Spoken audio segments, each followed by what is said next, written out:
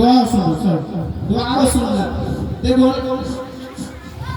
দোয়া সুন্নাত এর পূর্বে বাচ্চাদের ধরেছিলাম, সেগুলো আলাদা, এগুলো আলাদা। মানে অনেক দোয়া শিখেছে সব বাচ্চা।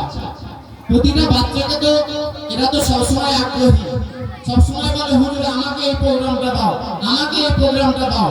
আমরা যেমন অনেকে ভয়ে এদিকে আসতে যাচ্ছি না, এরা আবার এখানে ওঠার জন্য আগ্রহ হয়ে থাকে কখন আমি যাব। সেই জন্য এই বাচ্চারা দোয়া সুন্নাতকে ভাগ করে করে বাচ্চাদেরকে দেওয়া হয়েছে। সেই জন্য এই বাচ্চারা আপনাদের কাছে দোয়া সুন্নাত শোনাবে। আমি কিছু প্রশ্ন করব, এরা উত্তর দেবে ইনশাআল্লাহ। আসসালামু আলাইকুম ওয়া রাহমাতুল্লাহি ওয়া বারাকাতুহু। আচ্ছা বাবু বলো তো সকলে মিলে দোয়া ও সুন্নাত কাকে বলে? দোয়া ওয়া সুন্নাত আল্লাহ তাআলার কাছে কিছু চাওয়ার দোয়া বলে। আমাদের প্রিয় নবী সাল্লাল্লাহু আলাইহি ওয়াসাল্লামের তরিকাকে সুন্নাত বলে। দেখুন শুধু যে দোয়া ও সুন্নাত কি জিনিস সেটাকে ভেঙে বলে দিল বাচ্চারা কাকে বলে, দোয়াটা কি, সুন্নাতটা কি, এই জিনিসটা ভেঙে বলে দিল। আচ্ছা বাবু তুমি বলো তো খাওয়া করবে কি দোয়া করবে?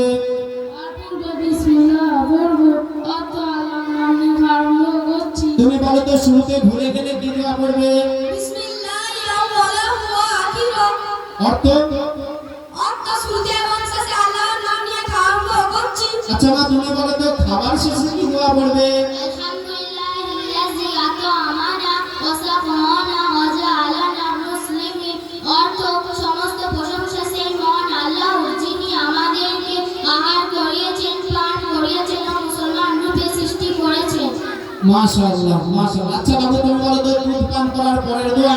আল্লাহুম্মা বারিক লানা ফি ওয়া জিদনা মিনহু। অর্থ হে আল্লাহ আমাদের জন্য এত বরকত দান করুন এবং আমাদেরকে আরো অধিক দান করুন। আচ্ছা বাবু তুমি বলো তো ইলম অর্জনের দোয়া? ইলম অর্জনের দোয়া আল্লাহুম্মা ইন্নী আসআলুকা ইলমান নাফিআ। অর্থ হে আল্লাহ আমি আপনার নিকট উপকারী ইলম প্রার্থনা করছি। আচ্ছা মা তুমি বলো তো শোয়ার পূর্বে কি দোয়া করবে? আল্লাহুম্মা বিসমিকা আমুতু ওয়া আহইয়া। অর্থ হে আল্লাহ আমি আপনার নামে মৃত্যুবরণ করি ও জীবিত হই। আচ্ছা মা তুমি যে শোয়ার পূর্বে দোয়া পড়লে, শোয়ার শেষের দোয়াটা শোনাও তো। ঘুম থেকে জেগে উঠে কি দোয়া পড়বে? আলহামদুলিল্লাহিল্লাযী আহইয়ানা বা'দা মা আমাতানা ওয়া ইলাইহিন নুশুর। অর্থ সমস্ত প্রশংসা সেই মহান আল্লাহ, যিনি আমাদেরকে মৃত্যুর পর জীবন দান করেছেন এবং সবাইকে তারই কাছে যেতে হবে। মাশাআল্লাহ। দেখুন শুধু যে পরস্পর আমি ধরছি, একটা বাচ্চাকে যদি সব প্রশ্ন করি সব উত্তর দেবে, কারণ সকলেই শিখছে। আচ্ছা বাবু বাইতুল খালায় প্রবেশের পূর্বে কি দোয়া পড়তে হয়? আল্লাহুম্মা বিসমিল্লাহ আল্লাহুম্মা ইন্নী আউযু বিকা মিনাল খুবুসি ওয়াল খাবাইস। আল্লাহর নাম নিয়ে প্রবেশ করছি। আল্লাহ আমি পবিত্র নারী পুরুষ জিন সমূহ থেকে আপনার আশ্রয় চাচ্ছি। মাশাআল্লাহ মাশাআল্লাহ। আচ্ছা বাবু তুমি বলো তো কোনো মুসলমানের সঙ্গে দেখা হলে কি বলবে? আসসালামু আলাইকুম ওয়া রাহমাতুল্লাহি ওয়া বারাকাতুহু। সালাম আমাদের মাথা ব্যথা করে রেখেছে। আমাদের মুসলমান যুবকদের কথা কিসের সব সময় সালাম? এই সালামটাকে নিয়ে যারা তুচ্ছ মনে করে, মনে করুন কোথায় আঘাত দিচ্ছে জানেন? সালামটা কোথা থেকে এসেছে জানেন?